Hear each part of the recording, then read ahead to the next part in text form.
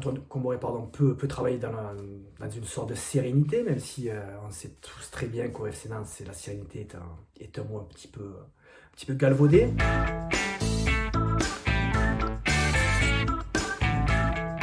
Supportrices et supporters nantais, bonjour, bienvenue sur les antennes de But Football Club.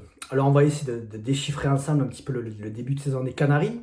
Un début de saison qui est clairement coupé en deux. Il est très particulier ce début de saison des Canaries, puisqu'ils ont très bien commencé, plutôt fort, avec un nul plutôt solide à Toulouse, avec 0 but encaissé, et puis 2 victoires à la Beaujoire contre la JOCR, contre une très faible équipe de la JA, encore faut-il le signaler. Et à la Mosson avec 3 buts. Et justement, on va revenir sur un petit peu l'aspect offensif de cette équipe, parce que c'est une équipe qui créait du jeu, qui créait du beau jeu en début de saison. C'était cohérent, ça repartait de derrière, c'était solide en défense également. Plutôt cohérent, plutôt même agréable à regarder cette équipe. Et puis pour moi, il y a eu une bascule à la 4e journée contre le Stade de Reims à la Beaujoire. Alors les Canaries auraient mérité mieux dans ce match. Ils ont perdu chez eux de manière un hold-up. Clairement, les Rémois l'ont reconnu après coup. C'était une défaite qui a fait mal malheureusement aux Canaries. Ils sont un petit peu retombés dans leur travers de la saison passée, c'est-à-dire des errements défensifs, des pénaltys provoqués, un manque de cohésion en attaque, une certaine apathie, une certaine mollesse au milieu. C'est dommage parce que cette équipe a été super bien partie, tout le monde l'a noté. Et puis voilà, il y a un petit peu cette cassure. Alors justement, quelles sont maintenant les perspectives de cette équipe après la trêve internationale, puisque c'est de ça dont on parle aussi. Alors pour être honnête, le calendrier va être très défavorable. Alors il va y avoir la réception de l'OGC Nice qui reste sur un excellent match nul contre le PSG à domicile, un partout. Il va y avoir un très périlleux déplacement à Strasbourg, à la Méno, où le Racing est resté récemment sur une très solide victoire contre l'OM, qui a été complètement déphasé par le pressing tout-terrain des Alsaciens.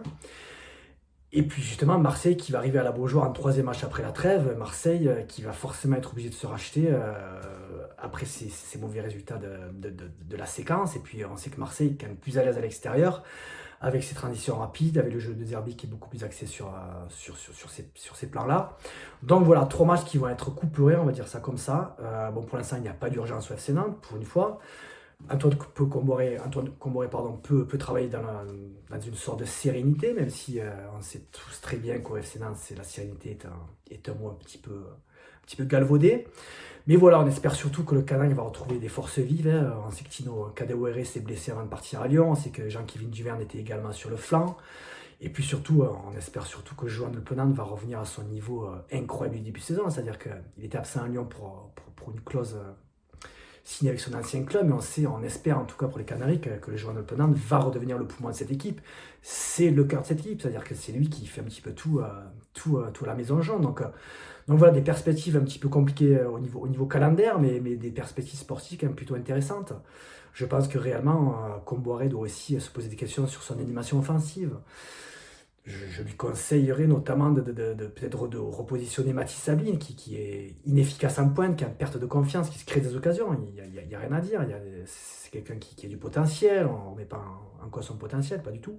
Mais je pense qu'il faudrait potentiellement le repositionner sur le côté gauche, là où il avait flammé l'année dernière. Installer tout simplement Mostafa Mohamed en pointe, et puis peut-être décaler Moussa Simon sur le côté droit. Il est signant partout, le Nigérian, donc que ce soit sur le côté gauche, sur le côté droit, à mon avis, ça ne fera pas une grande différence. Il sera signant partout. Donc voilà, le FC Nantes qui est bien parti, qui déçoit un petit peu plus, mais qui a encore les cartes à main. J'ai quand même bon espoir pour cette équipe, mais charge à Comboré aussi de revoir peut-être un petit peu ses plans, et je pense que tout ira dans l'ordre. Merci beaucoup, supporters. N'hésitez pas à laisser des commentaires, et à la semaine prochaine.